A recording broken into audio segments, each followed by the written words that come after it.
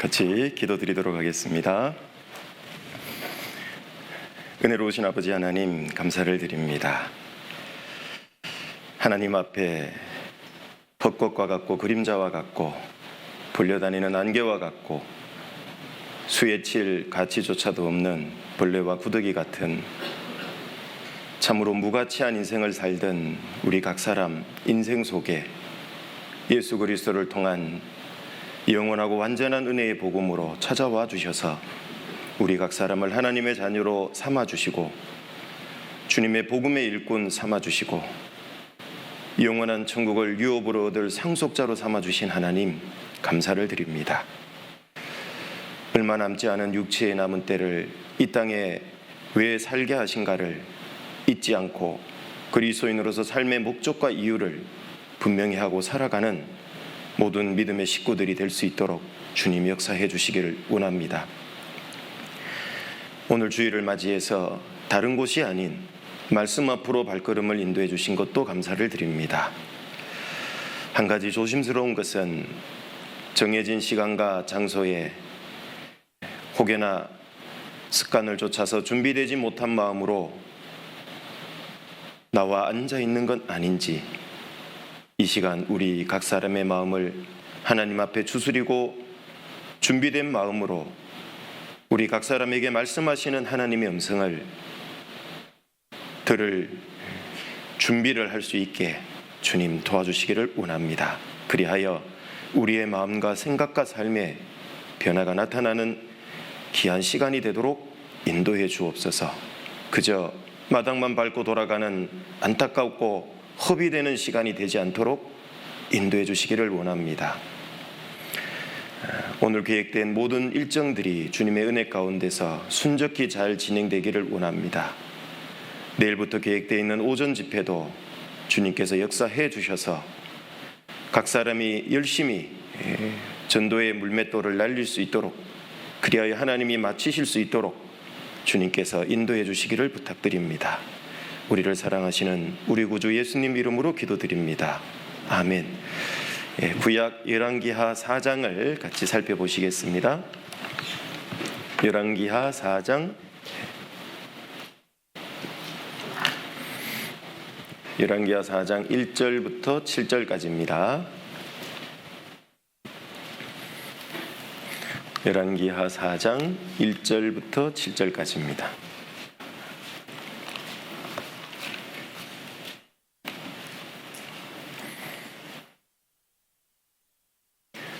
열왕기하 4장 1절부터 7절입니다.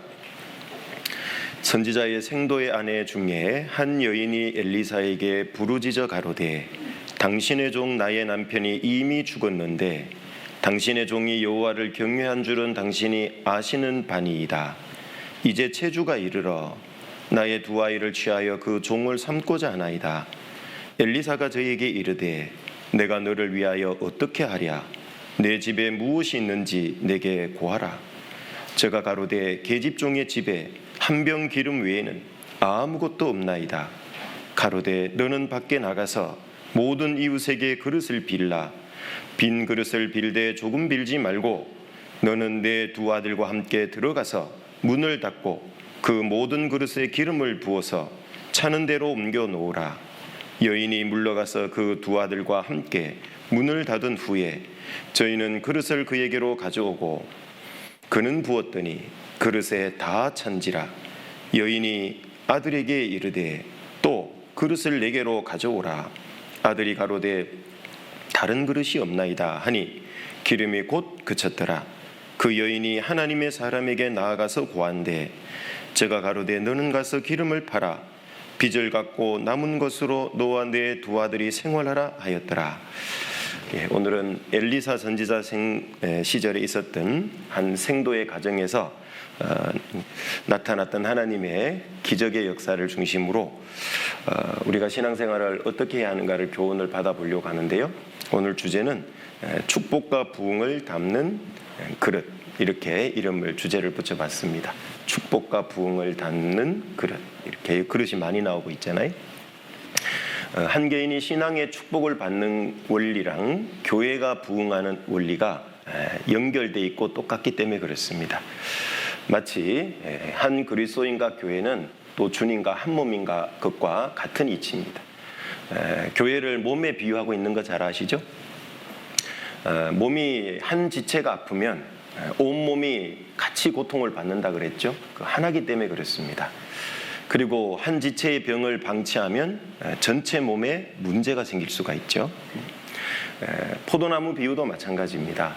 만약에 포도나무가 문제가 있다면 가지는 좋은 열매를 못 맺을 것이고, 반대로 포도나무는 튼실한데 가지가 병들어도 열매를 못 맺습니다. 그래서 포도나무와 가지는 둘이 운명 공동체 일체라고 볼 수 있죠. 그래서 나와 교회와 주님은 운명 공동체라는 걸, 하나라는 것을 우리는 기억을 해야 됩니다. 그래서 한 개인이 신앙의 축복을 받는 그런 그리스도인이 많은 교회는 부흥을 할까요, 안 할까요? 초장부터 이렇게 대답을 안 하시면 파장이 좀 걱정되죠. 부흥을 할까요, 안 할까요? 부흥하고 말고요. 반대로 개인이 축복받는 그리스도인이 적은 교회라면 교회는 부흥되지 않습니다. 그래서 한 교회가 부흥하느냐 안 하느냐는 각 개인이 하나님께 축복받는 삶을 살고 있느냐 안 살고 있느냐와 연결되어 있습니다. 다른 거 돌아보고 다른 핑계 이유 될 필요 전혀 없습니다. 우리 교회는 누구 때문에 안 돼, 뭐 때문에 안 돼, 그렇게 생각할 필요가 전혀 없습니다. 우리 각 사람이 하나님 앞에 축복받는 삶을 사시면 교회는 자연스럽게 부흥하도록 되어 있습니다. 오늘 여기 신앙생활에 있어서 축복을 받기 위해서 우리가 어떤 신앙의 그릇을 준비를 해야 될까? 여기 많겠지만 5가지 정도로 요약해서 생각을 해보려고 합니다. 성경에 보면 표면적으로 드러난 신앙의 그릇도 있고 이면적으로 감추어져 있는 신앙의 그릇도 있는데요. 첫 번째는 우선순위의 신앙의 그릇이 축복받는데 아주 중요하다는 걸 알 수 있습니다. 방금 읽은 본문에 보면 선지자 생도는 일찍 하나님의 부름을 받고 소천을 했습니다. 엘리사 선지자 시절에 생도학교를 운영했거든요. 그런데 그 생도학교 생도 중에 한 명이 일찍 소천했고, 그리고 그에게는 아내와 2 아들이 남겨져 있고, 안타깝게도 안 남겨줬으면 좋을 뻔한 빚도 많이 남겨져 있습니다. 그래서 2 아들이 종으로 끌려갈 수밖에 없는 급박한 상황에, 그리고 너무 비참한 상황에 처해 있죠. 자, 그럴 때 이 가정에 놀라운 하나님의 축복이 임합니다. 그래서 이것을 통해서 하나님은 첫 번째로 우선순위 신앙의 그릇이 준비된 사람에게 하나님의 축복이 임한다는 걸 교훈해 줍니다. 먼저는 선지자 생도입니다. 일찍 소천을 당했죠. 하나님의 부름을 받았습니다. 얼른 생각해보면 불행하다고 생각할 수도 있겠죠. 일찍 생을 마감했기 때문에. 그러나 그는 비록 남들보다는 짧은 생애를 살았을지 몰라도 하나님 앞에 가장 강렬한 신앙의 삶을 살고 갔다는 걸 알 수 있습니다. 본문을 읽어보면 일찍 부름을 받은 선지자 생도, 아버지이자 남편이었던 이 사람의 신앙을 정확히 알기는 어려워 보입니다.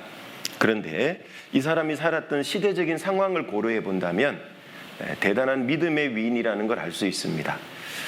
먼저는 어떤 상황이냐면, 여기 본문은 좀 잡아놓으시면 좋겠고요. 엘리사 선지자 직전에 누가 사역을 했냐면 엘리야 선지자가 사역을 하고 불병거 타고 올라가고 바로 엘리사가 이어받아서 하죠. 그러니까 이 직전 시대가 바로 엘리야 선지자 시절인데, 열왕기상 17장으로 가보시면 열왕기상 17장 1절부터입니다.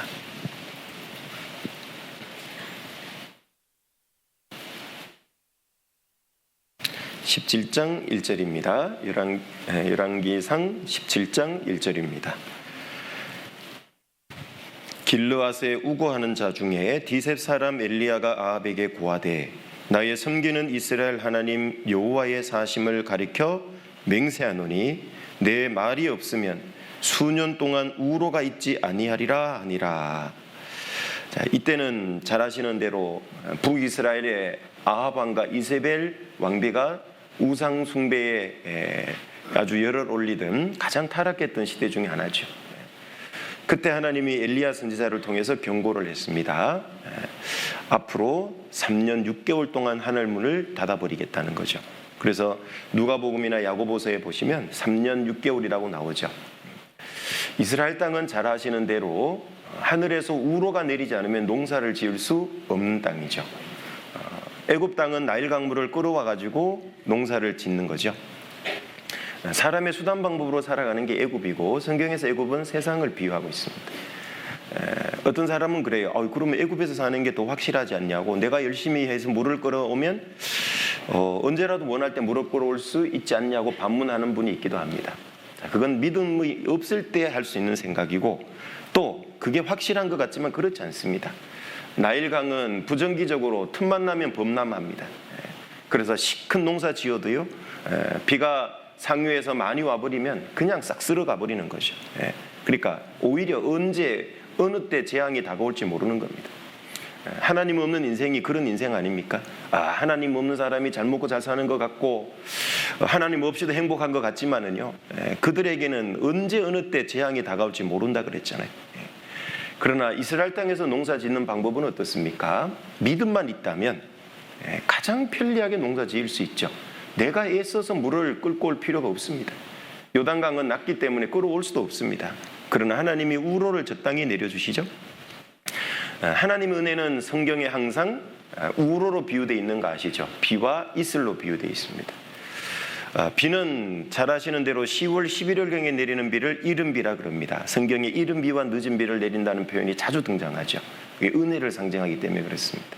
그때부터 우기가 시작입니다. 10월 11월경에 내리는 비가 있어야지만 그 돌처럼 단단하게 굳은 이스라엘 땅이 부드러워져요. 밭을 갈고 보리나 밀을 파종할 수 있습니다. 그리고 그 이듬해 4월경에 내리는 비를 늦은 비라고 그럽니다. 그때는 보리나 밀의 추수식입니다. 잘 아시는 대로 추수 때 비가 너무 많이 오면 어떻게 되죠? 곡식 다 썩어 나가고 문제 생기죠. 그런데 그 4, 5월경에 이제 우기가 끝나는 시점인데요, 그때는 이제 보리나 밀이 거의 다 익어서 큰 비나 물이 필요한 게 아닙니다. 그런데 반대로 그때는 이제 이스라엘은 과일들이 무럭무럭 자라나야 되는 시기입니다.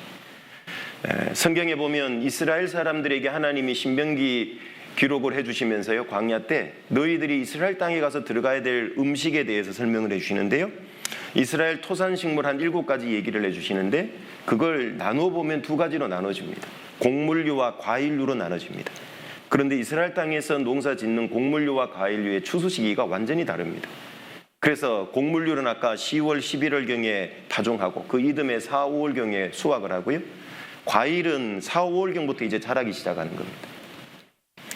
그래서 이 이른 비와 늦은 비가 조율이 되지 않으면, 착착하게 아주 세밀하게 조절이 안 되면 이스라엘에서는 농사 짓기가 어렵죠. 그런데 그건 이스라엘 민족이 할 일이 아닌 겁니다. 그 조절은 하나님이 하시겠다는 얘기죠. 단지 너희는 하나님 앞에 믿음 생활만 잘하면 된다. 하나님만 잘 섬기면 하나님이 그 이른 비와 늦은 비, 그 우기 때는 그걸 조절해서 잘 내려주고, 또 건기가 시작되면 하늘에서 이슬을 내려서 농사 짓는데 과일들이 자라가는데 어려움이 없도록 해주겠다. 섬세한 하나님의 조절된 은혜를 가리키거든요. 그래서 이스라엘 땅은 사실은 농사 짓기가 믿음만 있다면 훨씬 더 수월합니다. 그런데 3년 6개월 하늘 문을 닫았다, 우로를 내리지 않았다는 얘기죠.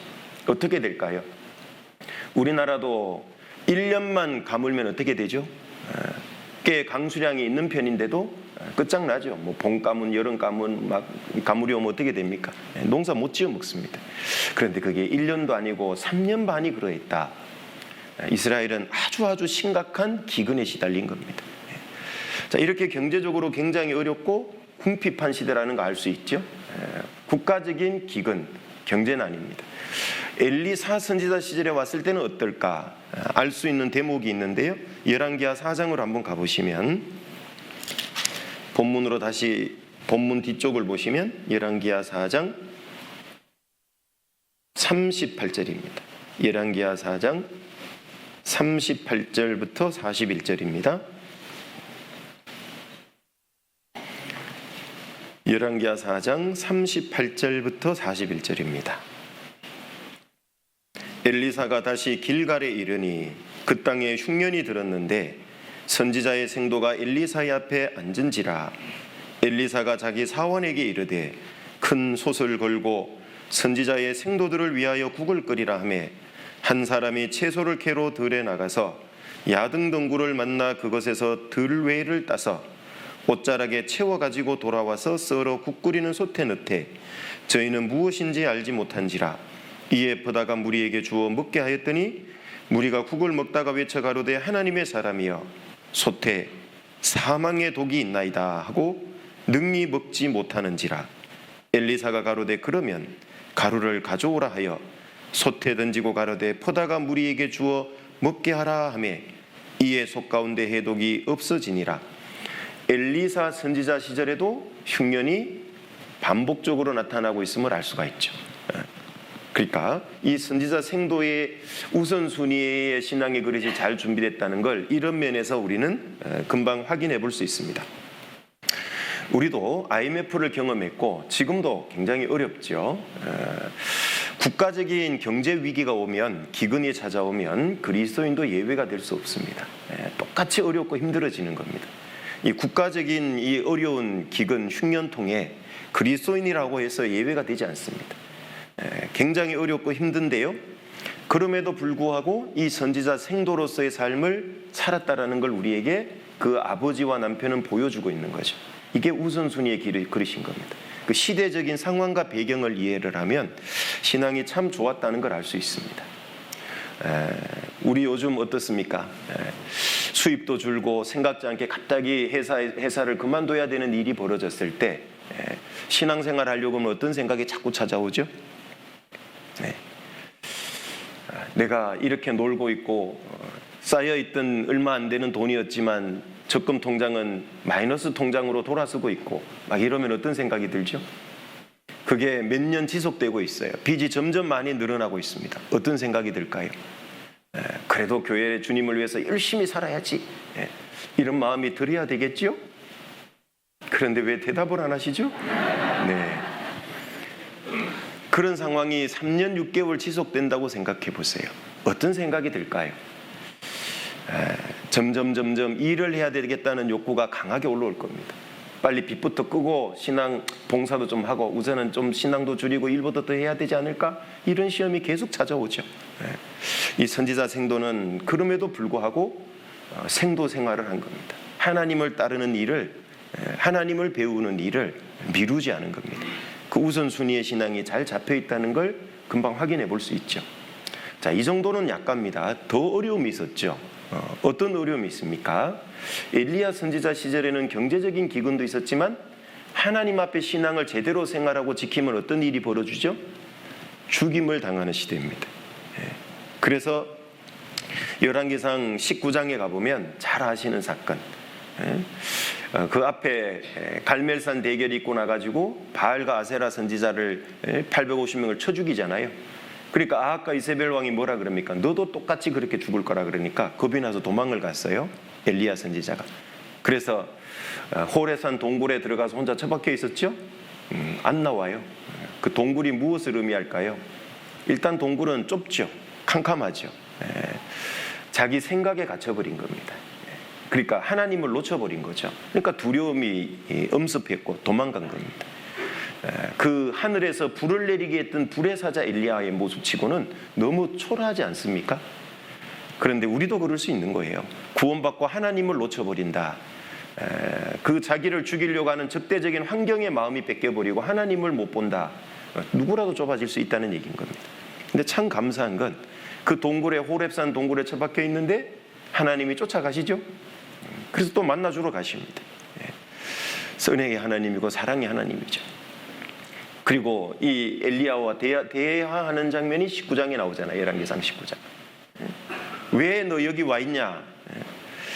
하나님을 섬기는 선지자들을 칼로 다 죽였는데 나만 남았거늘 두 번 얘기하잖아요. 19장 읽어보시면 똑같은 걸 두 번을 얘기하는 건 뭐예요? 엘리야가 볼 때 정말 그렇게 보이는 시대예요.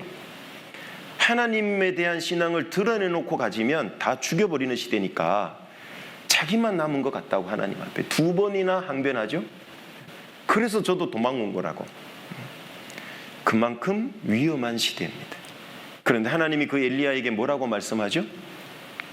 아니다. 바알에게 무릎을 꿇지 않은 사람 7천인을 남겨놨다, 이렇게 알려주죠. 그리고 나서 그 동굴에서 나오니까 어떻습니까? 그 좁아진 자기의 생각, 어두워진 자기의 생각을 해서 딱 끄집어내준 거죠. 그러니까 누구를 만나죠? 바로 엘리사를 만나게 해줍니다. 엘리사도 그 7천인에 아마 포함될 겁니다. 바알에게 무릎을 꿇지 않은 사람. 엘리사가 운영했던 생도학교의 생도들도 아마 그 7천인에 포함되지 않을까요? 하나님 앞에 신앙 지킨 사람들이죠. 그 엘리사를 하나님이 만나게 해줍니다. 그 엘리사도 그 어떤 식이라는 거 아시죠? 하나님 드러내놓고 섬기면 죽을 수 있는 것. 그만큼 위험한 시대에 사역을 감당했고, 그 엘리사가 운영했던 생도학교에 생도로 들어간다는 말은 뭡니까? 무리지어 생활하죠. 혼자 은밀하게 몰래 신앙생활할 수 없습니다. 그냥 드러나는 겁니다. 생도로 생활하는 것도 얼마든지 죽임을 당할 가능성이 굉장히 높은 시대입니다. 무슨 얘기입니까? 자기 생명보다도 하나님을 섬기는 그 신앙생활을 우선시했다는 걸 우리는 금방 미루어 짐작해 볼 수 있죠. 그래서 이 생도는 비록 짧은 생을 살고 갔지만 이 아버지와 남편은 하나님을 가장 우선시하는, 물질보다도 자기 생명보다도 더 하나님을 우선시하는 삶을 살고 갔기에 그 집에 축복이 임하는 겁니다. 비록 아버지는 이 땅을 떠났지만 그 아버지의 신앙의 모습은 남아있는 두 아들에게 본이 됐을까요? 안 됐을까요? 네, 감사합니다. 대답하신 분들은 100세까지 장수하시길. 네, 되고 말고요. 얼마나 본이 됐을까요? 이 어머니, 아내이자 어머니의 신앙은 어떨까요? 잘 한번 본문에 보면 1왕기 4장 아까 본문 다시 돌아가 보시면요, 자기 남편이 생도 생활하다 일찍 부름을 받았어요. 예를 들면 나가서 죄 짓고 돌아다니다가 죽으면 징계받았거리니 하고 소화하기라도, 그래도 좀 힘들지만 그나마 소화하기라도 쉬울 텐데 생도 생활하다가 일찍 부름을 받은 거예요. 이걸 아내가 소화하기가, 받아들이기가 어떨까요? 좀 쉽게 설명을 해드리면, 우리 형제가 구역장인데 주일마다 일찍 나가서 수송봉사를 그렇게 열심히 하다가 정말 억울하게 상대편 차가 중앙선을 넘어와서 정면 충돌해서 일찍 소천을 했어요. 자매님들, 상황이 어떻게 잘 받아들여지시겠습니까? 아멘이 잘 되시겠습니까? 시험 안 드시겠습니까? 원망이 안 나오시겠습니까? 이 생도의 아내의 신앙은 참 좋다는 걸 알 수 있습니다. 원망, 불평이 안 나오잖아요. 경제적으로 어려운데도 남편에게 바가지 긁는 건 모습이 없잖아요. 당신 제정신이야? 집에 빚이 이렇게 많은데 생도 생활을 하겠다고 좀 천천히 해도 괜찮잖아. 하지 말라는 얘기가 아니잖아. 해. 그런데 조금 있다가 빚부터 좀 정리하고, 요즘 남들 투잡, 쓰리잡도 하더만 뭔 잡 하나 가지고 맨날 교회 가서 하냐고. 좀 빚도 갚아야지. 성경 안 배웠어? 복음의 빚 외에는, 사랑의 빚 외에는 피차 아무 빚도 지지 말라고 그랬는데 아주 기가 막히게 또 그렇게 써먹죠. 그러지 않았다는 거죠. 그러지 않았다는 거죠. 생도생활 하게 했다는 거죠. 남편이 그렇게 생도생활하다가 소천했는데도 하나님을 원망하거나 불평하지 않죠. 두 아들이 종으로 끌려갈 상황이 되니까 주변에 아는 사람 쫓아간 게 아니죠. 인간의 도움을 구하러 간 게 아니죠. 엘리사 선지자에게 달려가잖아요. 그럼 무슨 의미입니까? 당시에 엘리야나 엘리사는 하나님의 현현이라 그래요. 보이지 않는 하나님이 엘리야나 엘리사를 통해 나타나고 있는 겁니다. 그 엘리사에게 달려간 건 하나님께 달려간 겁니다. 그녀가 하나님을 원망하고 있었다면 엘리사에게 달려갔겠습니까? 그러지 않을 겁니다. 그러나 엘리사에게 달려가는 거 보세요. 그리고 엄청난 기름이 축복으로 주어졌을 때도 아싸 하고 바로 쓰지 않죠? 또 엘리사에게 달려가는 거 보세요. 신앙의 우선순위가 잡혀도 너무 잘 잡혀 있지 않습니까? 그래서 이 집안에는 하나님 축복이 그렇게 크게 임할 수 있었던 겁니다. 우리도 신앙생활할 때 정말 내 형편이 어렵고 힘들 수 있습니다. 많은 삶에 부정적인 변수가 생길 수도 있습니다. 그럼에도 불구하고 하나님은 보시는 거예요. 그때 그 사람의 신앙의 우선순위가 드러나거든요. 그때 하나님을 가장 섬기고 있냐? 그때 드러납니다. 평소는 잘 모릅니다. 특히 이 아버지와 아내, 아버지는 일찍 떠났지만 이 두 아들에게 정말 평생에 잊을 수 없는 신앙의 교훈을 남겨준 거예요. 이 엄청난 기적을 본 두 아들은 앞으로 잘 살까요? 못 살까요? 잘 살 확률이 되게 높죠.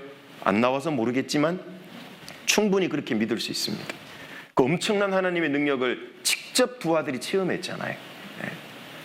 우리가 자식에게 물려줄 건 많은 유산이 아니고 부동산도 아니고 적금 통장도 아니고 신앙의 유산을 물려줄 생각을 해야 되는 겁니다. 하나님을 가장 우선시하는 그 삶의 모습, 그게 자녀에게 가르쳐야 될 신앙의 유산입니다. 어떻게 그거 좀 많이 남겨주고 계십니까? 대답을 안 하시네요. 많이 남겨주셔야 됩니다. 그건 적금 통장은 하루아침에 송금해주면 됩니다. 부동산도 하루아침에 명의이전해주면 됩니다. 그런데 신앙의 유산은 하루아침에 못 남겨줍니다. 매일매일 조금씩 신앙 유산은 자녀들에게 남겨주는 겁니다. 그러니까 죽을 때 한꺼번에 남겨준다는 생각은 처음부터 하시면 돼요, 안 돼요? 안 됩니다. 매일매일.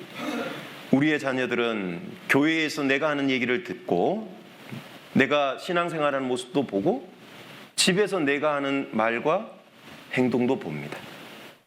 만약에 우리 자녀들이 우리 아빠는 교회에서는 바울인데 집에 오면 유다야. 맨날 돈 때문에 싸워. 돈에 마음이 있어. 이러면 끝장나는 거죠. 뭐. 그죠? 그래서 교회에서나 집에서나 신앙생활의 모습이 일치해야 됩니다. 그리고 내가 하는 말을 자녀들은 듣습니다. 집에 와서 어떤 형제자매들에 대해서 불평하는 말, 비난의 말, 헐뜯는 말, 판단하는 말을 하면 그 다 듣습니다. 나도 모르게 내 자녀들에게 부정적인 나쁜 신앙의 유산을 남겨주고 있는 거예요. 그걸 잘 생각하면서 우리는 교회에서도 가정에서도 하루하루 살아내야 됩니다. 하나님 앞에서 우리의 신앙도 중요하고 자녀들 앞에서 우리의 신앙도 중요합니다. 특히 교회 안에 내 자녀가 아니더라도 우리 어린 교회 학교 자녀들 있잖아요. 그들 앞에서 우리의 신앙의 모습은 참 중요합니다. 나도 모르는 사이에 그들 마음속에 신앙의 유산을 남겨주고 있는데 정말 신앙에 도움이 되는 긍정적인 유산을 남겨주냐 부정적인 유산을 남겨주냐, 근데 은행에 달려있다는 것 우리는 기억해 볼 필요가 있습니다. 첫 번째는 하나님의 축복을 받기 위해서는 우선순위의 신앙의 그릇을 잘 준비해야 된다. 나는 이게 잘 준비되어 있는가? 평소에는 준비됐다가도 급한 일이 오고 힘든 일이 오면 내가 또 가장 우선이 되고 있는 건 아닌지, 내 마음의 보좌에는 누가 앉아 계신지 한번 고민해 보십시오. 평소에는 주님이 모든 걸 결정하십시오. 주님이 저에게 주십니다. 그러다가도 내가 하고 싶은 거 할 때는 주님 잠깐 내려와 보세요. 이건 제가 결정해야 되겠어요. 주님이 결정하면 제가 아파요. 시험 들지 몰라요. 이러면 안 되죠. 힘들고 어려울 때도 그 주위 내 마음의 그 보좌는 주님이 앉아 계시도록 해야 됩니다. 두 번째는 이 본문을 보면은요, 믿음과 순종의 그릇이 잘 준비됐다는 걸 알 수 있습니다. 믿음 따로 순종 따로 분리가 안 됩니다. 아시죠? 아무리 생각해봐도 분리가 안 됩니다. 믿음은 신앙의 내적 영역이라면 순종은 외적 영역이라 할 수 있겠죠. 믿음이 좋은 사람이 순종 안 할 수 있다고 생각하십니까? 그럴 수는 없는 겁니다. 하나님 보실 때 온전한 순종하는 사람이 믿음이 나쁠 수 있다고 생각하십니까? 그럴 수도 없는 거죠. 이것들은 불가분의 관계입니다. 믿음이 좋은 사람은 온전한 순종을 하도록 되어 있습니다. 이 선지자 생도도 정말 믿음과 순종의 삶이 확실했던 거고 아내도 마찬가지입니다. 특히 이 아내의 모습을 한번 보시면은요, 이 빚 때문에 두 아들이 종으로 끌려갈 상황이라서 엘리사에게 달려갔어요. 달려갈 때 어떤 자세일까요? 어떤 거라도 말씀을 하시면 내가 믿고 순종하겠다는 자세로 달려간 겁니다. 이미 그 준비가 돼 있어요. 그러니까 엘리사에게 달려간 거죠. 그래서 지금 여차여차해서 빚 때문에 두 아들이 종으로 끌려가게 생겼다고. 그랬더니만 엘리사 선지자가 뭐라고 말하냐면 2절에 보면 내가 너를 위하여 어떻게 하랴? 열왕기하 4장 2절입니다. 물었어요. 그러면서 내 집에 무엇이 있는지 내게 구하라. 저가 가로되 계집종의 집에 한 병 기름 외에는 아무것도 없나이다. 예, 저희 집에는 해바라기 씨유 한 병밖에 없습니다. 요즘으로 말하자면. 그랬더니만 3절에요. 가로되 너는 밖에 나가서 모든 이웃에게 그릇을 빌라. 빈 그릇을 빌되 조금 빌지 말고, 그 말은 엄청 많이 빌으란 얘기입니다. 그리고 4절 너는 내 두 아들과 함께 들어가서 문을 닫고 그 모든 그릇에 기름을 부어서 차는 대로 옮겨 놓으라. 이렇게 시킨 거예요. 그랬더니만 여인이 물러가서 두 아들과 함께 온 동네에 다니면서 그릇을 몽땅 많이 빌러 온 겁니다. 그리고 시키는 대로 했죠. 이 모습을 보면 믿음과 순종의 그릇이, 이 신앙의 그릇이 참 잘 준비됐다는 걸 알아요. 우리는 이런 걸 읽으니까 어때요? 아, 그랬나 보다, 이렇게 생각하기 쉽죠. 성경을 좀 더 깊이 있게 깨닫기 위해서는 항상 자기를 거기다 대입을 해보라고 그래요. 이 선지자 생도의 아내가 나라면 이 엘리사의 이 명령에 순종할 수 있을까? 한번 생각해 보세요. 그러면 깨닫는 깊이가 달라지고 자기 신앙과 연결해서 교훈도 이 깨닫는 게 달라집니다. 만약에 내가 정말 어렵고 힘들어가지고 마이너스 통장은 막 늘어가고 은행에서는 이제 막 연체됐다고 막 경고장 날아오고 이럴 때 담임 목사님하고 상담하러 왔는데 담임 목사님이 뭐라 그러냐면, 자매님 집에 뭐가 있으세요? 예, 해바라기 씨유 한 병이 있는데. 그러냐고. 그러면 온 동네에 다니면서 그릇을 빌으라고. 그리고 문 닫고 들어가가지고 그 해바라기 씨유를 그릇에 부어보라고. 그러면 어떻게 할 것 같습니까? 집무실 상담하고 나오면서 아, 역시 우리 목사님은 명쾌해, 이렇게 해야지, 이 생각이 듭니까? 우리 목사님이 과로한 업무로 이상하신 것 같아. 그게요, 순종하기가 쉽지 않습니다. 이게 지금 그냥 이야기로 보면 그랬나 보다지, 이게 나라면 어떨까요? 이게 정말 쉽지 않은 얘기입니다. 정말 온 동네 다니면서 일단은 뭐 잘 모르는 사람 가기는 못하니까 형제 자매 집부터 가겠죠, 동네에. 형제님 자매님 그릇 좀 빌려주세요. 집에 빈 그릇 몽땅 빌려주세요. 그럼 뭐라 그럴까요? 아니, 왜 이렇게 몽땅 빌려달라 그래요? 아, 우리 담임 목사님이 그릇 빌려갖고 집에 있는 해바라기 씨유 부어보라 그랬어요. 그럴까요? 네. 참 쉽지 않은 얘기인데 그렇게 그대로 해요. 네. 그러니까 어때요? 하나님의 엄청난 축복이 임합니다. 이 속에 자기를 한번 꼭 넣어보세요. 나라면, 현재 내 믿음의 상태고 수준이라면 이렇게 할 수 있을까? 우리가 말로는 믿음 생활, 순종 생활 한다고 하지만요, 정말 입술에 발린 말일 뿐인 건 아닌지 한번 생각해 보십시오. 이 정도도 할 수 있을까? 생각해 봐야 됩니다. 하나님 보실 때 가치 있는 믿음, 가치 있는 순종은요, 내 경험적으로 이성적으로 이해되는 영역이 아닙니다. 사실은 하나님 볼 때 진짜 가치 있는 믿음, 순종은 내 경험과 이성을 초월하는 지점부터예요. 그때 진짜 가치 있는 믿음, 가치 있는 순종이에요. 내가 경험적으로 이성적으로 야, 이거 안 될 얘기인데, 이렇게 될 리가 없는데, 그 지점부터 내가 믿음 순종하면 하나님 볼 때 진짜 가치 있는 믿음 순종 생활입니다. 대표적인 예가 뭡니까? 예수님이 제자들을 부를 때 누가복음 5장에 보면 밤새 빈배로 고기 잡았는데 빈배로 돌아오고 있잖아요. 고기가 있냐? 없습니다. 깊은 데로 가서 그물을 내리라. 왜? 지금 고기 안 잡히는 시간, 안 잡히는 장소에 가서 하라는 얘기입니다. 베드로 어부 인생에 수십 년간 갈릴리 호수에서 잔뼈가 굵었는데 말도 안 된 걸 시킨 겁니다. 그런데 뭐라고 얘기합니까? 밤이 맞도록 수고하여 얻은 것이 없지만은 말씀에 의지하여 그물을 내리리다. 내렸더니만요, 그물이 찢어질 만큼 많이 잡혔어요. 그게 가치 있는 믿음입니다. 가치 있는 순종이라 그래요. 자기의 경험과 이성을 초월하는 지점이잖아요. 그때부터 의미 있는 겁니다. 그 안의 것은 이방인도 해요. 뭐 당연히 그렇게 되겠지, 뭐 될 수 있겠네. 그건 사실 큰 믿음 순종이 아닙니다. 하나님의 축복을 끌어내리는 믿음과 순종의 그릇은 내 경험과 이성을 벗어날 때, 내 능력을 벗어나는 지점, 그때부터 축복이 임하는 겁니다. 조금 해놓고 축복 주세요, 안 줍니다. 왜? 받을 자격이 안 돼요. 왜? 그릇이 너무 작아요. 그릇이 예를 들면 막 종이장처럼 얇은데 많은 축복 주세요. 그러면 어떨까요? 주면 그릇 다 찢어져 버려요. 그냥. 신앙이 어떻게 된다는 얘기입니까? 믿음 순종의 그릇이 요만해요, 내 신앙이. 근데 엄청난 축복 주면 찢어진다는 말은 뭡니까? 망해요. 주신 축복에 눈이 멀거든. 하나님을 점점 더 잊어버리는 겁니다. 그러니까 못 줘요, 주고 싶은데 하는. 그래서 이 믿음과 순종의 그릇이 잘 준비돼야 되는 건 아무리 강조해도 지나치지 않습니다. 이건 분리할 수 없는 그릇입니다. 옷감이 마치 안감, 겉감 다르듯이요.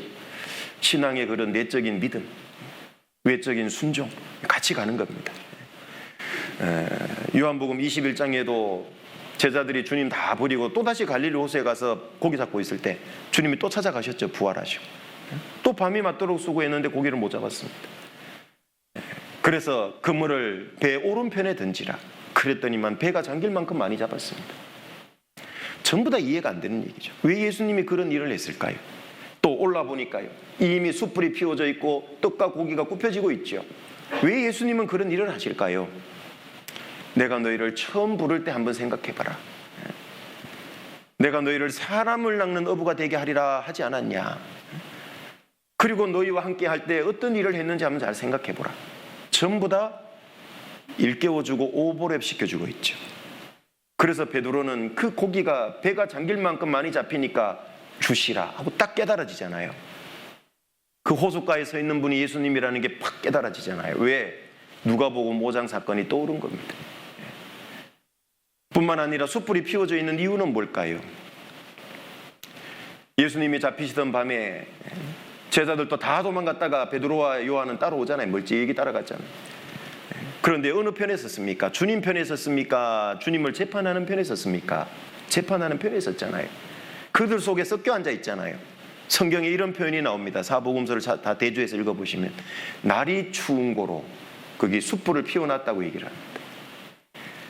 베드로가 무태 올라서 주님이 피워놓은 이글이글 타는 숯불을 볼 때 무슨 생각이 들었을까요?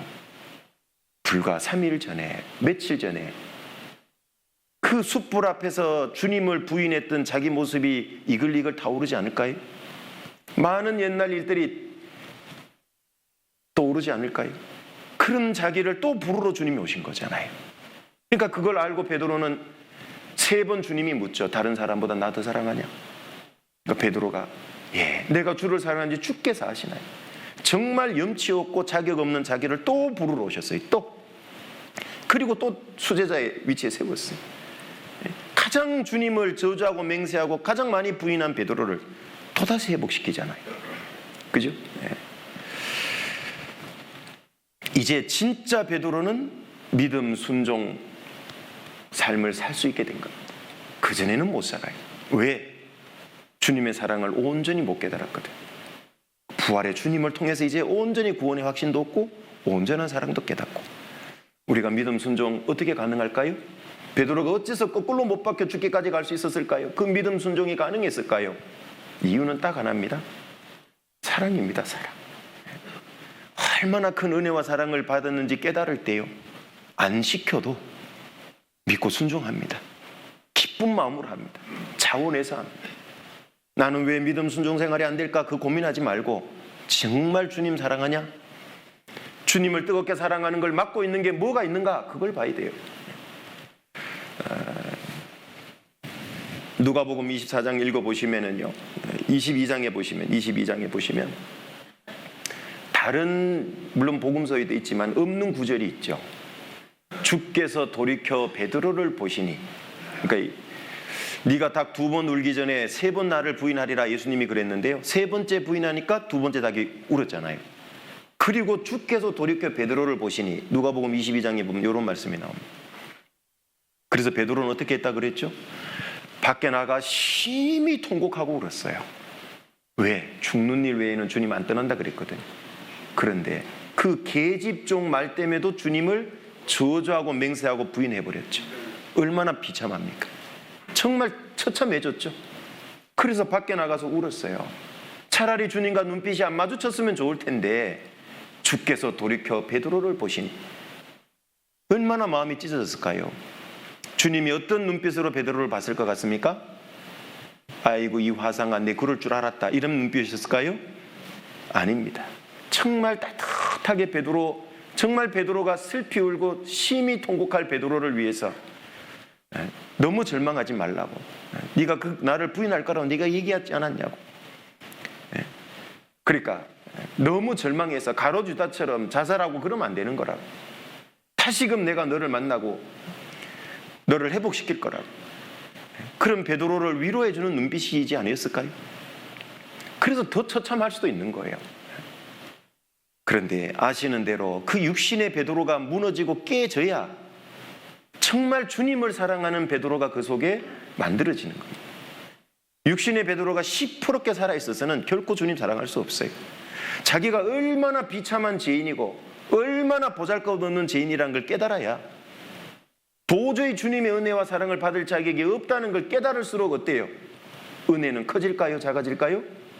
커지죠. 왜 1만 달란트 탕감 받아놓고 100대라는 빚진 사람을 용서 못했을까요? 1만 달란트 탕감 받은 은혜가 얼마나 큰지 모르기 때문에 그랬던 겁니다. 모르면 그러는 거예요. 예수님이 또 이런 비유도 있죠.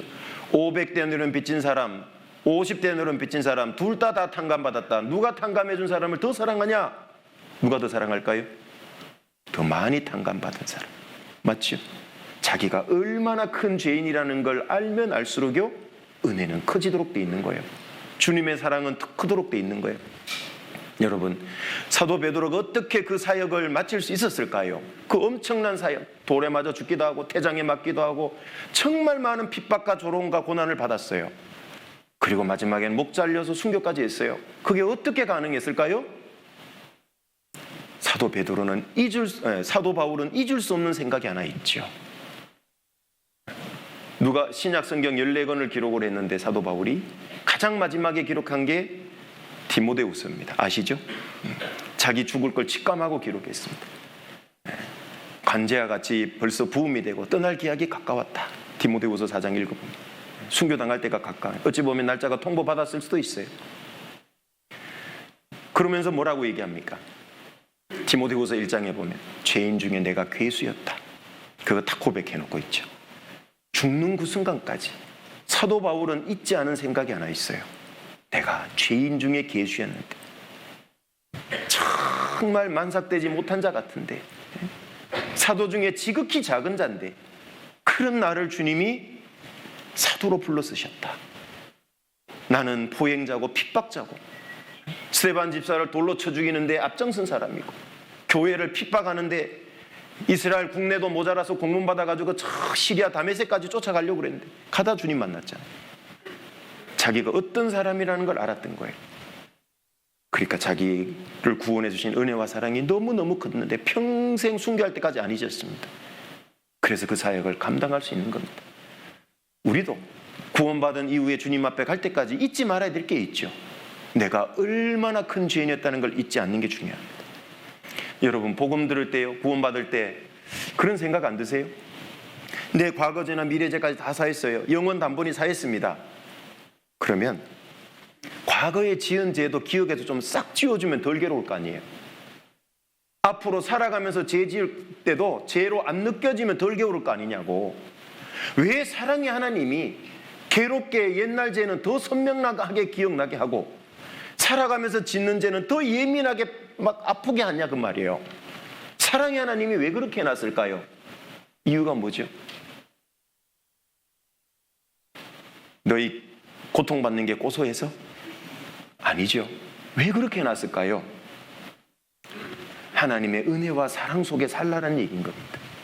은혜와 사랑 속에 네가 얼마나 큰 죄인이었다는 걸 잊지 말라. 그래서 구원받은 이후에요, 구원받을 때 깨닫지 못했던 과거죄가 더 깨달아지잖아요. 신앙이 성장할수록 과거의 죄가 아니라고 생각했던 것도 죄로 생각되잖아요. 앞으로 살아가면서 짓는 죄도 어때요? 늘 해오던 거지만 이것도 죄구나.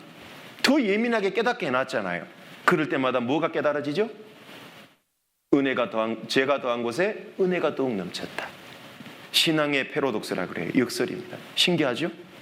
죄가 더한 곳에 은혜가 넘쳐요. 그렇다고 해서 일부러 고의로 죄를 지을 수 있느냐? 그럴 수는 없다 그랬지만, 그래서 과거 죄가 생각날 때마다 살아가면서 신앙의 시험이 들거나 믿음이 약해서 죄에 빠질 때마다 진짜 감사하다. 은혜와 사랑이 더욱 넘치도록 해놓은 겁니다. 얼마나 감사한 일입니까? 그 사람이 믿음과 순종의 삶을 기꺼이 자원해서 힘있게 할 수 있는 사람입니다. 은혜와 사랑이 식어지면은요, 믿음 생활, 순종 생활 말뿐인 겁니다. 그래서 신앙의 동력은 항상 은혜와 사랑입니다.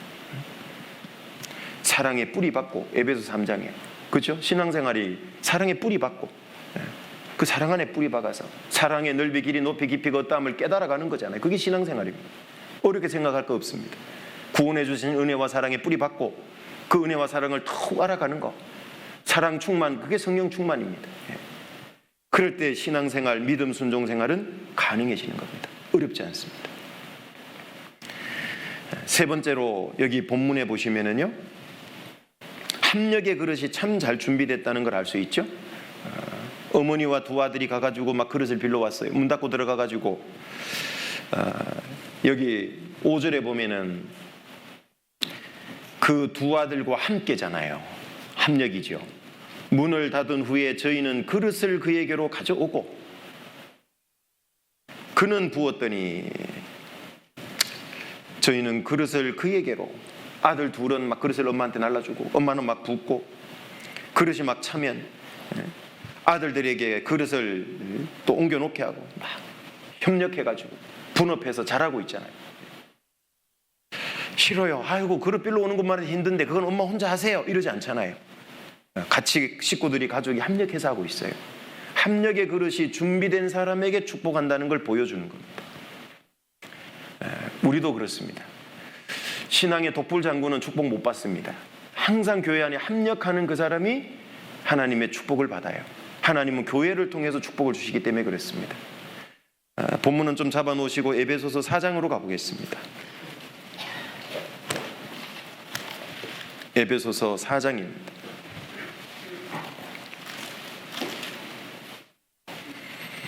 (4장) 15절부터 16절입니다. 에베소서 4장 15절부터 16절입니다.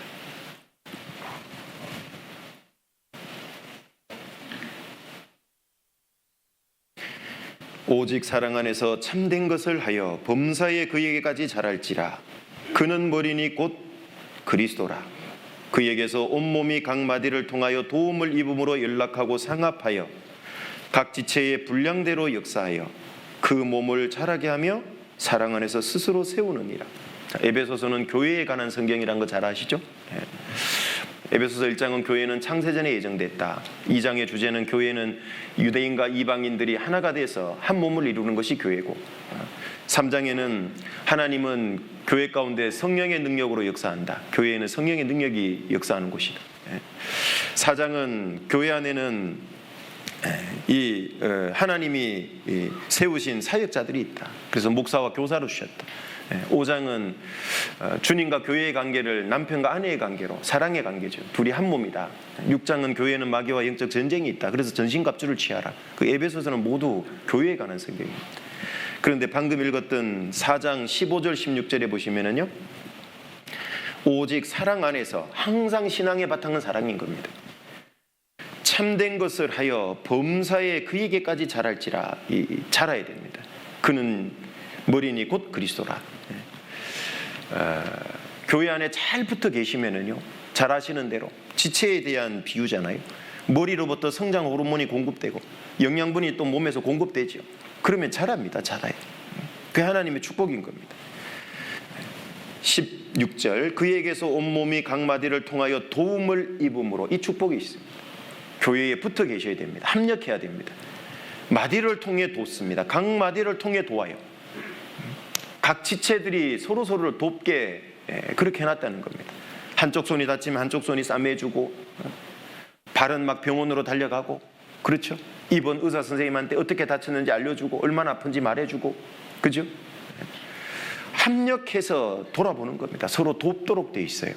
하나님은 우리에게 다른 지체를 통해 축복을 주신다는 걸 기억해야 됩니다. 그러니까 어떻게 신앙생활 해야 될까요? 좋은 관계를 유지해야 됩니다. 형제자매들과 관계가 소원하고 다투고 상처를 자꾸 주는 스타일이다. 스스로 축복을, 하나님으로부터 오는 축복을 거절하고 잘라버리는 겁니다. 옆에 계신 형제 자매님들은 하나님이 나에게 주신 축복의 통로라는 걸 꼭 기억하십시오. 그러니까 누구하고 관계가 소원하다, 마음에 고립되어 있다, 그만큼 축복을 적게 받는 겁니다. 못 받는다는 걸 기억하십시오. 잘 아시죠? 몸의 지체는 혈관으로도 힘줄로도 연결되어 있죠. 혈관이 막히면 어떤 일이 벌어지죠?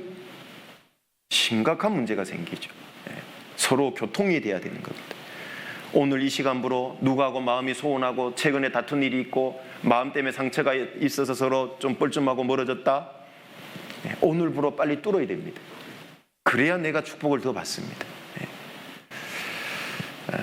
그래서 각 마디를 통하여 도움을 입습니다.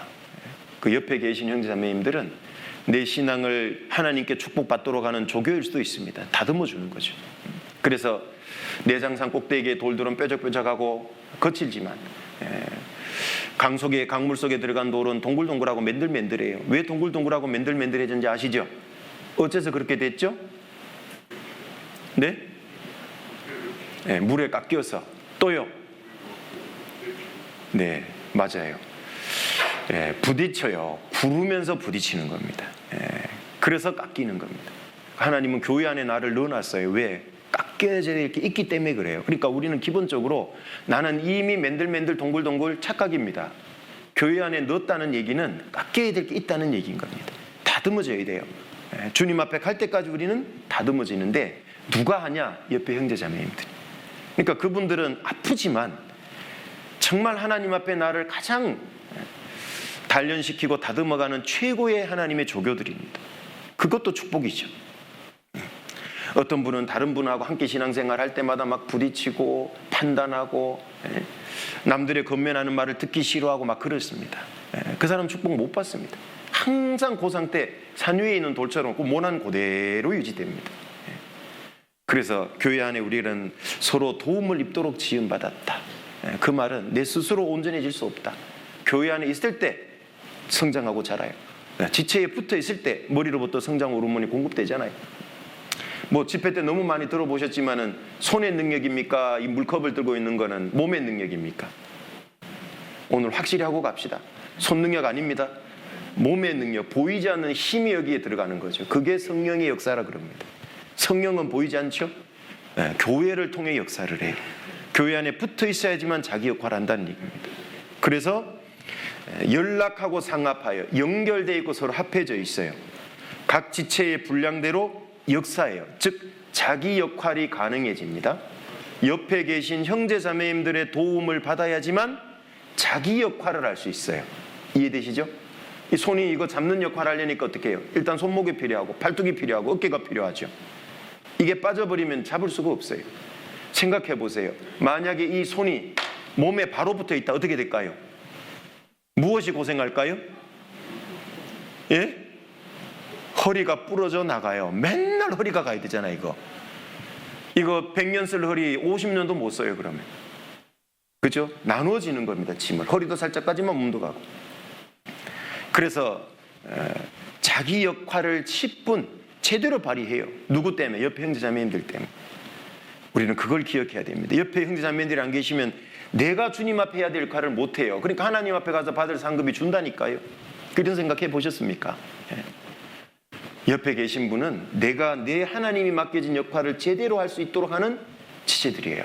그래서 하나님 앞에 가서 내 영광을 더 크게 하는 분들입니다. 교회 안에 잘 붙어 계셔야 되고, 그리고 그 몸을 자라게 하며 사랑 안에서 스스로 세우느니라. 자라요. 성장하십니다. 붙어 있어야지만 이게 가능합니다. 합력을 방해하는 최대 요소가 뭘까? 장애물이 다름은 틀림이라고 생각하는 겁니다.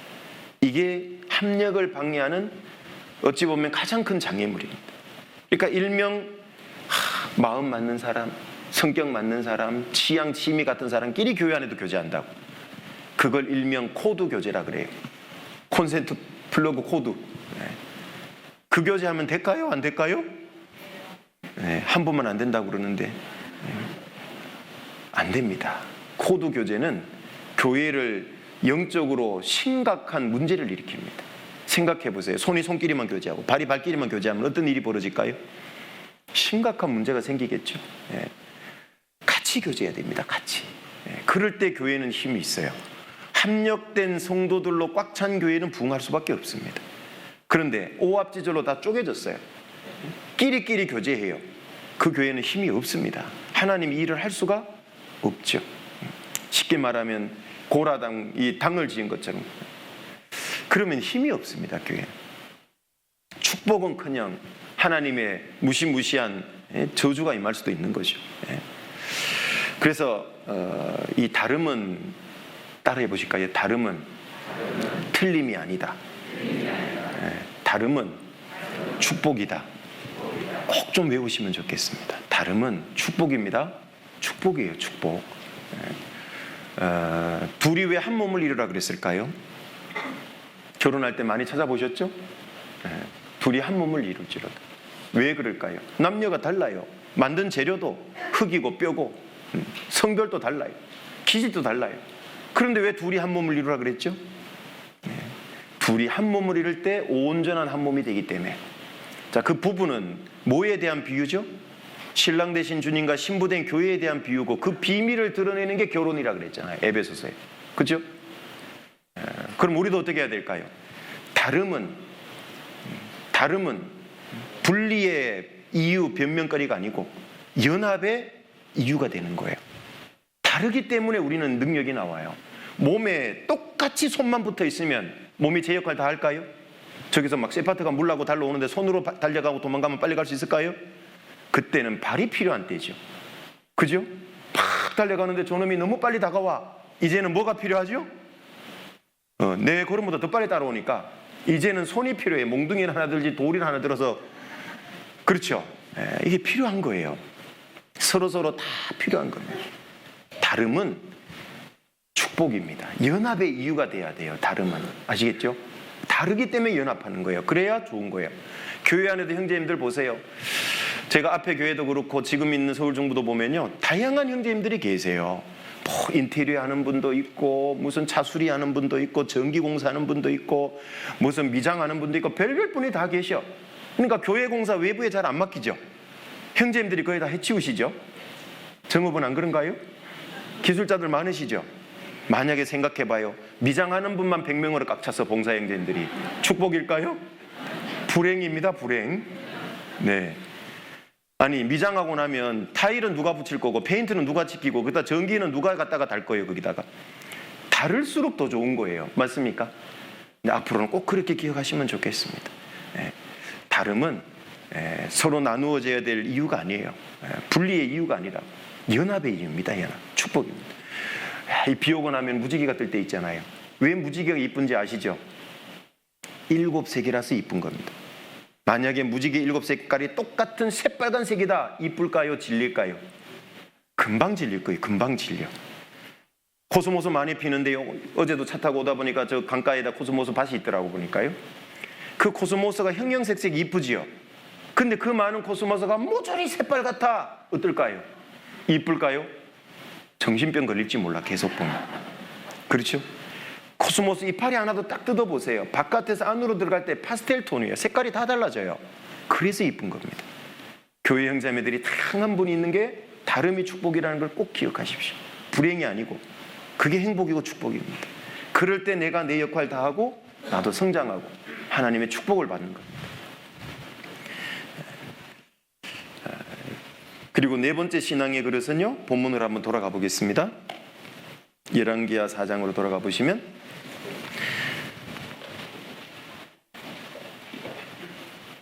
4장 2절에 보시면 2절 중간에 보시면 내 집에 무엇이 있는지 내게 구하라.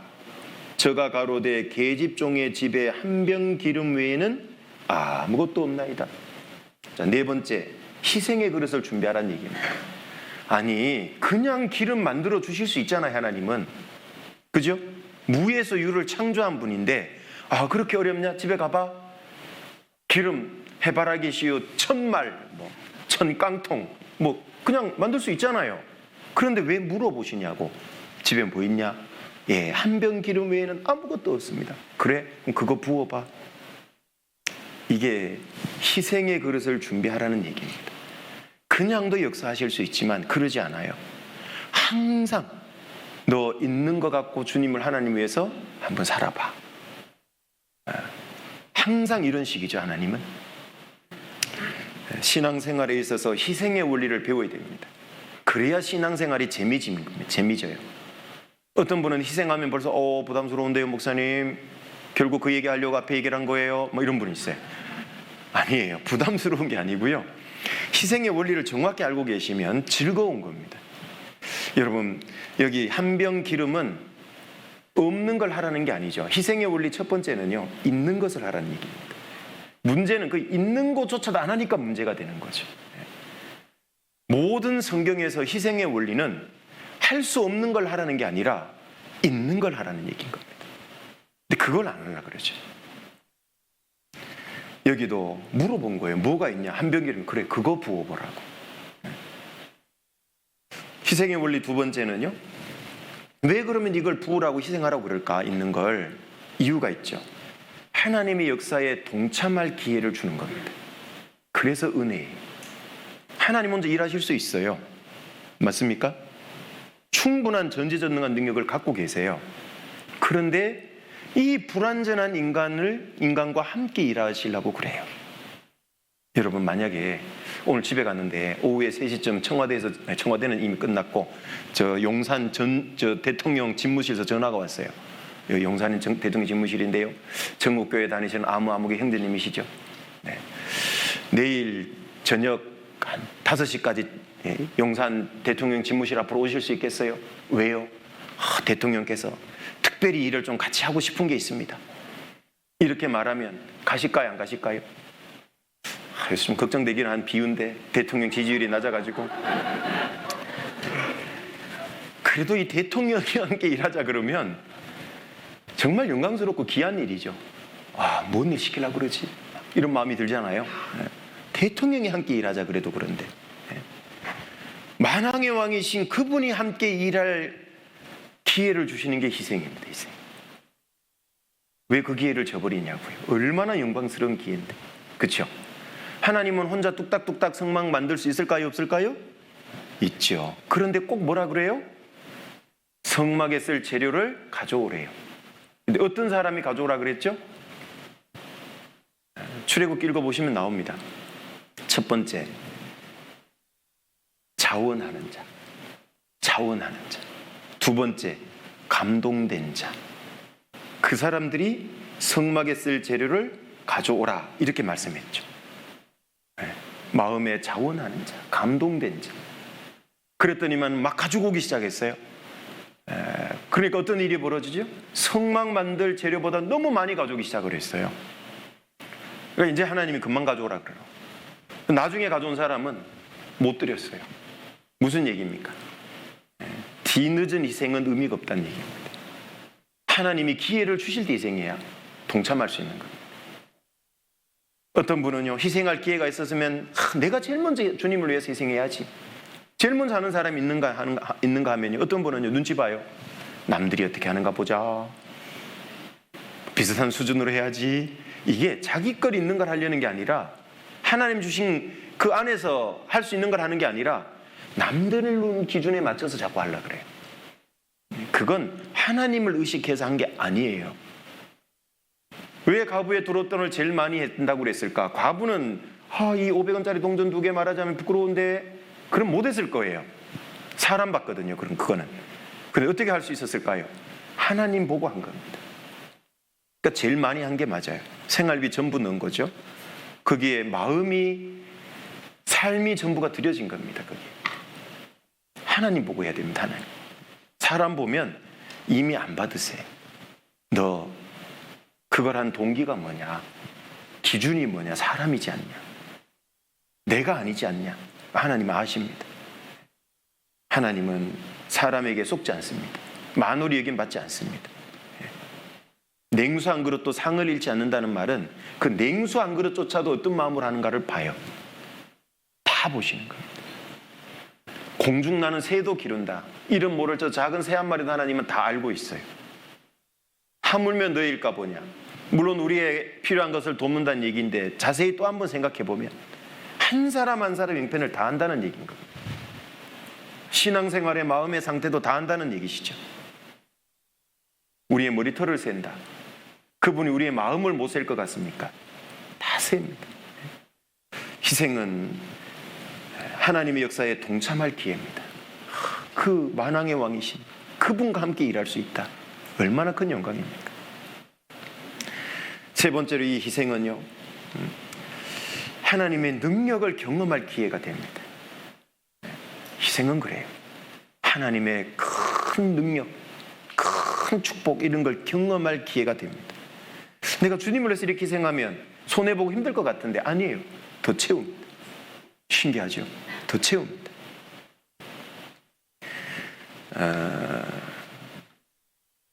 여기 좀 본문 잡아놓고요. 이 신앙생활의 원리는 좀 기억하시면 참 좋겠는데 전도서 11장으로 가보시죠.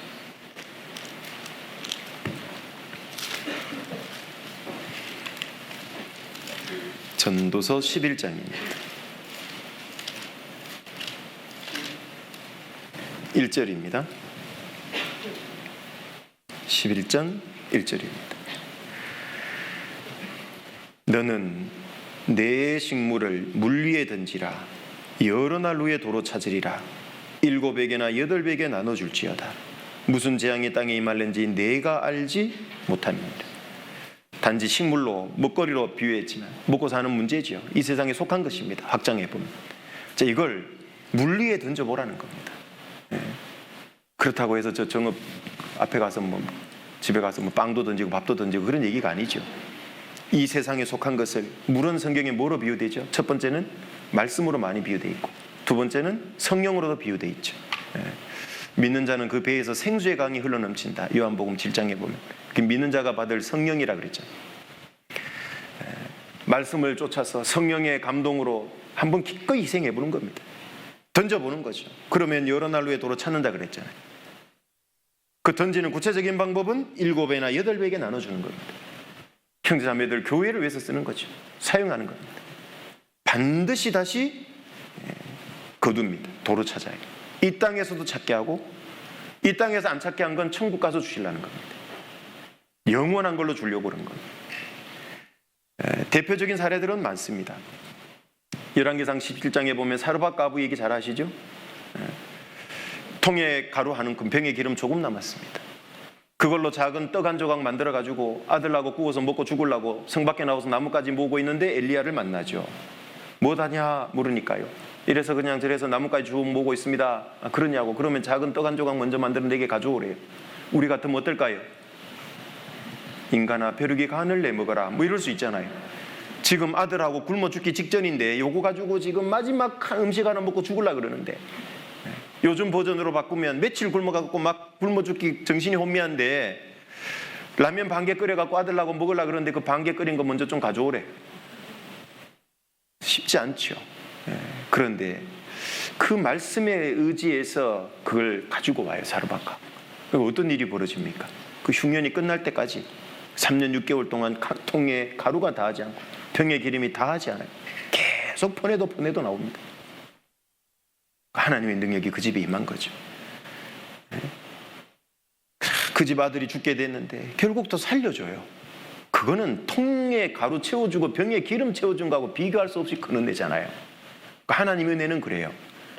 내게 속한 할 수 있는 작은 하나님의 희생을 하면 상상할 수 없는 걸로 갚아준다니까요. 정말 하나님을 사랑하는 마음으로 그렇게 한번 살아보세요. 하나님이 그런가 안 그런가. 11조는 시험해보라는 것이잖아요. 한번 시험해보라고. 하나님이 그렇게 확실하게 언약을 주셨잖아요. 반드시 다시 채워줄 거다. 요한복음 6장에 보면 오병이어 기적사건도 마찬가지입니다. 그런데 오병이어 기적사건 중에 마가복음에 보면 다른 복음서에 없는 표현이 있어요. 너희에게 떡이 몇 개나 있는가 가서 알아보라는 말씀이 먼저 있습니다.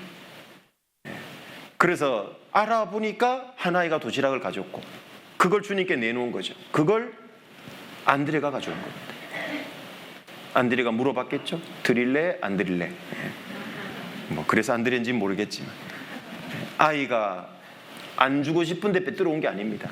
드린 겁니다. 그 하나의 이름 모를 하나의 도시락. 지금도 회자되고 교훈이 되죠. 잘 아시는 대로 아이는 배고픈 걸 못 견딥니다. 그 순간 다 배고픈데 아이는 더 배고픔을 못 견디겠지. 그 순간 가장 소중한 걸 내놓은 거예요, 자기한테는. 맞습니까? 그걸 주님 앞에 내놨어요. 그랬더니만 결과가 뭐죠? 그 여자아이 외에 5,000명이 먹고도 12광줄에 남았어요. 어마어마하게. 그런데 이런 표현이 있죠. 다 배불리 먹고 이렇게 돼 있죠. 그러면 이 아이는 자기 원래 오병이어 도시락보다 더 먹었을까요? 덜 먹었을까요? 더 먹었습니다. 더 먹었어요. 어떤 사람이 오병이어가 그만큼 먹었다니까 무슨 이 빵은 아마 버스만한 거 5개일 거다. 물고기는 고래만한 거 2개. 아니고 그 당시에 서민 아이가 먹을 수 있는 작은 보리떡 5개, 물고기 2마리 작은 겁니다. 그냥 보통 아이들이 허기 면하는 거죠. 근데 그걸 주님께 드리니까 더 먹었어요, 그 아이. 남은 게 그만큼이에요. 주님께 드리면 항상 채우는 겁니다. 이게 원리입니다. 네 식물을 물 위에 한번 던져봐라. 그러면 여러 널의 도로 찾을 거다. 교회적으로도 그런 교회 있죠. 빌립보 교회가 그런 교회였습니다. 빌립보서 한번 또 잠깐 보실까요? 빌립보서 4장입니다.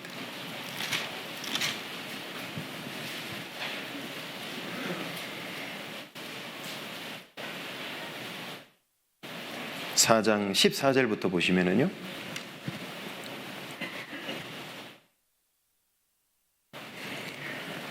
그러나 너희가 내 괴로움에 함께 참여하였으니 잘하였도다. 빌립보 사람들아, 너희도 알거니와 복음의 시초에 내가 마게도냐를 떠날 때에 주고받는 내 일에 참여한 교회가 너희 위에 아무도 없었느니라. 데살로니가에 있을 때에도 너희가 한 번, 2번 나에 쓸 것을 보내었도다. 내가 선물을 구함이 아니요 오직 너희에게 유익하도록 과실이 번성하기를 구함이라. 이 빌립보 교회는 사도 바울 마음속에 있는 교회예요. 빌립보서 1장부터 한번 읽어보시면 내가 예수 그리스도의 심장으로 너희 무리를 얼마나 사모하는지 하나님이 증인이다. 엄청난 표현을 썼죠. 내가 항상 기도하고 간구할 때마다 너희를 말한다, 하나님께. 바울의 마음 중심에 들어있던 교회.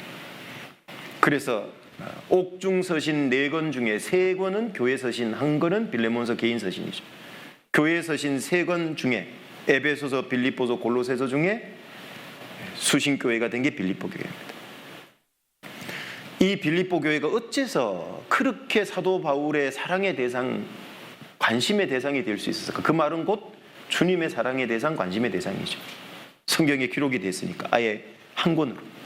이유가 바로 바울의 괴로움에 함께 참여했다. 이 교제라 그랬죠. 바울의 복음 전하고 선교하는 일에 동참한 교회가 빌립보 교회입니다. 그래서 내가 마게도냐를 떠날 때 주고받는 내 일에 참여한 교회가 너희 위에 아무도 없었느니라. 바울 쪽 복음 전하는데 빌립보 교회가 마게도냐 떠날 때 빌립보 교회 외에 돕는 교회가 없었다는 거죠. 빌립보 교회는 묵묵히 도운 겁니다. 우리 빌립보 전도하고 사도 바울께서 선교하고 돌아볼 때만 돕는 게 아니고 떠났을 때도 도운 거예요. 데살로니가 있을 때에도 한 번, 2번 나에 쓸 것을 보냈다. 참 멋있지 않습니까? 자기 교회의 지경을 넘어서 더 먼 곳까지 선교하는데 보내는 겁니다. 그게 해외 선교입니다, 지금. 그렇죠? 어떻게 해외 선교 헌금 많이 동참하고 계십니까? 네, 하는 분만 하면 안 됩니다. 전국교회는 해외 선교 헌금 아마 이렇게 한 달씩 분담금 총회에 보내는데 그만큼 다 나오는지 모르겠습니다. 제가 참 가는 교회마다 들어보면 좀 안타까운 게 그 금액이 다 안 나오는 교회가 꽤 많습니다. 식구들이 200명, 300명 되는데 동참하는 인원은 반 정도밖에 안 되고 이런 교회들이 참 꽤 많더라고요. 참 마음이 아픕니다. 왜 마음이 아프냐? 축복받을 기회를 잃어버렸기 때문에 그래요. 액수에 상관없이 이렇게 정말 권면드리고 싶어요. 액수에 상관없이 전국교회 전 성도들이 해외 선교헌금에 동참하면 안 될까요? 한 달에 1,000원도 괜찮습니다. 정말 어려운 분. 그게 전국교회의 능력이고 힘이에요. 그게 교회가 축복받는 비결이고 개인이 축복받는 비결입니다. 그 소식을 선교사들이 들으면 얼마나 선교사님들이 힘날까요? 우리 전국교회는 거의 100% 선교헌금에 동참하고 있습니다. 참 멋있지 않습니까? 그게 힘입니다. 빌립보 교회 성도들이 이렇게 바울을 도왔어요. 그러니까요, 18절부터 보시면 내게는 모든 것이 있고 또 풍부한지라. 아니, 로마 옥중 감옥에 있는 바울이 뭐 그렇게 풍부할까요? 이런 생각을 해봤어요. 이런 빌립보 교회 때문에 마음이 정말 풍부했을 것 같아요. 흐뭇하고 사랑으로 채워졌을 것 같아요. 기뻤을 것 같아요. 육신의 부족은 부족으로 안 느껴졌을 것 같아요. 환경은 감옥이지만 감옥으로 안 느껴졌을 수도 있어요. 마음은 늘 은혜와 사랑 속에 살았고 천국을 거느렸기 때문에 바울은 에바브로디도 편에 너희의 준 것을 받음으로 내가 풍족하니 또 보냈어요. 빌립보 교회는 이는 받으실 만한 향기로운 제물이여 하나님을 기쁘시게 한 거라. 이 빌립보 교회 성도들이 바울 선교를 위해서 후원한 것들은 단순한 물질이 아니고 향기로운 제물이 됐다. 내가 갖고 있는 이 식물, 물질, 세상에 속한 것들이 향기로운 제물로 바뀔 수 있어요. 뭘 통해서? 희생을 통해서. 희생을 통해서 바꿀 수 있습니다. 하나님을 기쁘시게 해드릴 수 있다는 거 아십니까? 네. 여러분 생각해 보세요. 여기 풀숲에 벌레 한 마리가 나를 기쁘게 할 수 있을까요? 거의 불가능한 일이죠. 그거보다 더 불가능한 일이 뭔지 아십니까? 열방은 통에 한 방울의 물 같은데 지구 덩어리가 거기에 붙어있는 나는 얼마나 더 작을까요? 벌레 한 마리보다 더 작지 않겠습니까? 그런 내가 하나님을 기쁘게 할 수 있다. 뭘로? 희생을 통해서. 참 해야 되는 일 아닐까요? 하나님을 기쁘게 해드릴 수 있대. 기쁘게.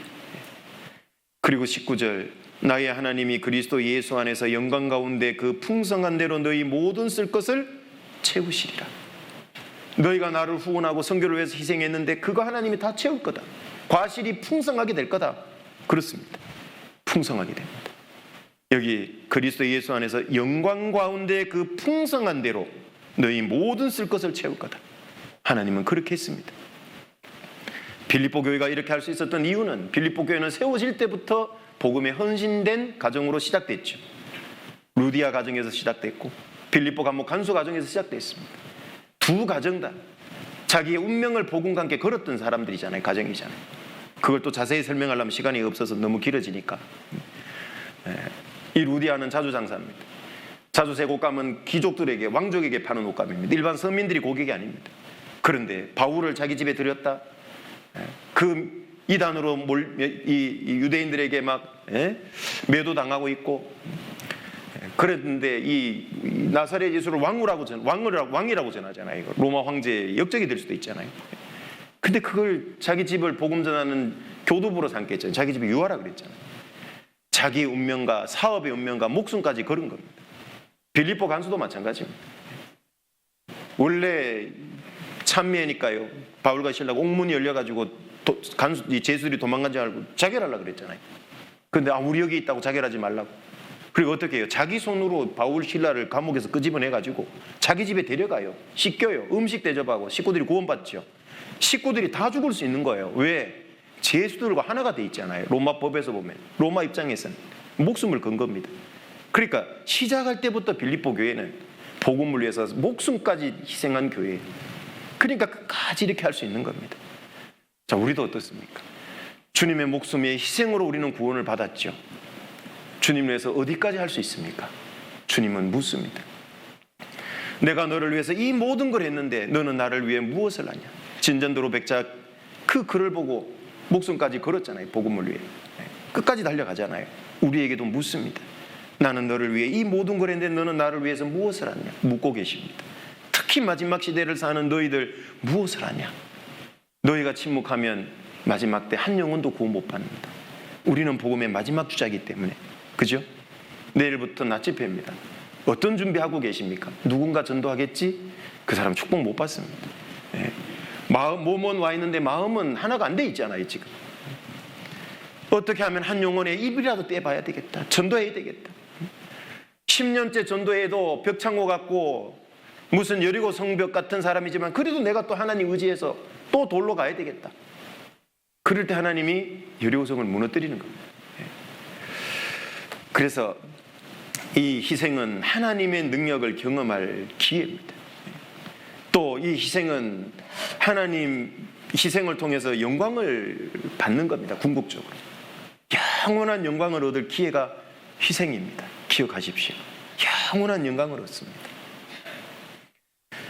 그리고 다섯 번째 본문으로 돌아가 보시면 마지막으로 신앙의 그릇은 감사의 그릇을 준비해야 된다. 에어컨 좀 꺼달랍니다. 많이 추우시답니다. 다섯 번째, 감사의 그릇을 준비해야 됩니다. 여기 기름이 이렇게 그릇마다 꽉 찼죠. 그러면 보통 사람 같으면 어떨까요? 아싸, 빨리 팔아서 우리 두 아들 종으로 끌려가는 것부터 막아야지, 이 생각이 문득 들겠죠. 그런데 이 선지자 생도의 아내는요, 엘리사에게 또 달려가가지고 뭐라 그러냐면, 하나님의 사람이여 당신이 명하는 대로 했더니만 기름이 이렇게 많이 찼습니다. 보고를 한 거겠죠. 그러니까 엘리사가 뭐라 그럽니까? 여기 7절에 보시면, 그렇게 고하니까 저가 가로되 너는 가서 기름을 팔아 빚을 갚고 남은 것으로 너와 내 두 아들이 생활하라. 이게 감사할 줄 아는 자세예요. 하나님이 주신 이 축복에 까딱 잘못하면, 축복에 도취되면 축복을 주신 분을 놓쳐요. 그래서 유명한 기독교 역사 속에 명언이 있습니다. 하나님의 은혜의 꽃밭에 교만의 잡초가 자라지 않도록 조심하라. 명언이죠. 하나님이 주신 큰 은혜가 있는데요, 그 속에 나도 모르게 슬금슬금 교만의 잡초가 자라요. 어떤 교만의 잡초일까요? 이건 그래도 내가 조금 잘했기 때문에, 하나님도 하셨지만 나도 이렇게 했기 때문에, 자꾸 자기가 나와요. 이렇게 잘된 것, 축복 주신 것, 자기 때문이라는 걸 자꾸 집어넣어요. 그게 교만의 잡초입니다. 그럼 더 이상의 축복은 못 받게 됩니다. 왜? 줄 수가 없어요. 하나님 줄수록 멀어질 거니까. 그 사람, 아버지가 퇴근하면서요, 아들을 위해서 과자 한 봉을 사왔어요. 아들이 좋아하는 과자는. 아들이 딱 아빠가 들어오자마자 딱 아빠 한 번 보고 안녕하세요 과자 들고 갔어요. 그리고 아빠가, 아빠도 아 하고 옆에 가서 볼을 비비면서 입을 벌렸는데 싫어요, 제 거예요. 아빠는 무슨 생각이 들까요? 다음부터 과자 사주고 싶을까요? 안 사주고 싶을까요? 아, 이건 내 새끼지만 다음부터 안 사줄까? 이 생각이 올라오죠. 그런데 그 아들이 탁 과자 봉지를 받더니만, 아빠 감사해요, 아빠 먼저 드세요 하고 한 봉지 뜯어서 입에 탁 넣어주면 어떨까요? 아버지는 안 받아 드셔서 잘 모르시겠습니까? 만약에 드셨다면 어떤 생각이 들까요? 야, 다음에는 박스 떼기로 사줘야 되겠다. 왜? 준 아버지께 감사할 줄 알잖아요. 과자에 만족하는 게 아니고. 우리는 그렇게 돼야 돼요. 이 어머니 아내가 그래요. 기름 보고 마음 뺏긴 게 아니죠. 하나님께 나간 겁니다. 감사의 그릇이 참 준비가 잘 됐다는 생각이 듭니다. 우리도 하나님 앞에 축복의 창고를 열 수 있는 키가 감사라고 하는 키랍니다. 감사할수록 하나님은 자꾸 축복의 창고를 열어준다는 얘기죠. 그래서 여기 5개의 신앙의 그릇인데요, 한번 고민해 보시고, 나는 어떤 그릇이 잘 준비되고 안 돼 있을까 생각을 해보면 좋겠고요. 그리고 여기 또 하나의 교훈을 생각해 본다면, 하나님의 은혜는 어떤 은혜냐? 근근히 빚만 해결해 준 은혜가 아니죠. 나머지 생계 대책까지 세워준 은혜잖아요. 팔아서 생활까지 하라 그랬잖아요. 빚도 갚고. 하나님 은혜는 풍족한 은혜입니다. 신앙의 그릇에 담아주는 하나님 은혜는 조금이 아니에요. 풍족한 은혜. 그리고 또 한 가지, 이건 어떤 교훈이 있습니까? 구약에는 교회라는 단어가 한 번도 안 나옵니다. 그런데 교회의 모습을 너무 잘 보여주지 않습니까? 교회의 최소 단위가 가정이고요, 문을 닫고 들어간 것은 구별입니다. 구별된 무리죠, 세상으로부터. 이건 마치 어떤 것을 연상시키죠? 사도행전 1, 2장에 보면 마가의 다락방에 문을 닫고 들어간 120명의 제자들이 모이셨습니다. 거기에 무엇이 임했죠? 오순절날 성령이 임했습니다. 성령을 비유하는 게 뭐죠? 기름입니다. 이 빈 그릇을 빌려왔습니다. 빈 그릇은 무엇을 상징하죠? 디모데후서 2장에 보면 큰 집에는 금그릇, 은그릇, 나무그릇, 질그릇이 있다 그랬죠. 어떤 그릇이 쓰임받습니까? 깨끗한 그릇. 그럼 큰 집은 거기서 교회 비유죠. 그릇들은 그 속에 들어온 구성원들입니다. 지금 이 생도 아내와 두 아들이 그릇을 빌려와서 그건 사람의 영혼을 나타냅니다. 그런데 처음 빌려올 때는 기름이 없어요. 구원 안 받은 사람, 전도한 거죠. 그리고 그 집 안에 들어오니까 어때요? 기름이 꽉꽉 차죠. 그릇마다. 성령이 그 속에 임하는 겁니다. 교회에 대한 비유입니다. 우리도 열심히 전도하십시오. 내일부터 낮 집회인데 교회 안에 데려다 놓으면 됩니다. 그러면 그 속에 성령이 임하는 겁니다. 기름이 채워지는 겁니다. 교회에 대한 비유기도 합니다. 그러니까 결국은 연결돼 있죠. 개인이 신앙에 축복받는 것과 교회가 부흥하고 성장하는 교훈까지 같이 들어있는 정말 중요한 교훈입니다. 같이 기도하시겠습니다. 은혜로우신 아버지 하나님, 감사를 드립니다. 그 옛날 엘리사 선지자 시절에 있었던 한 생도의 가정의 사건을 통해서 우리가 마지막 시대에 어떤 신앙의 자세로 살아가야 하는가를 교훈해 주신 것 감사를 드립니다. 우리 모든 믿음의 식구들 신앙의 그릇을 잘 준비해서 풍성한 하나님의 은혜와 축복을 받고 그로 말미암아 교회도 더욱 부흥하고 성장하는 교회가 되도록 인도해 주옵소서. 주 예수님 이름으로 기도드립니다. 아멘.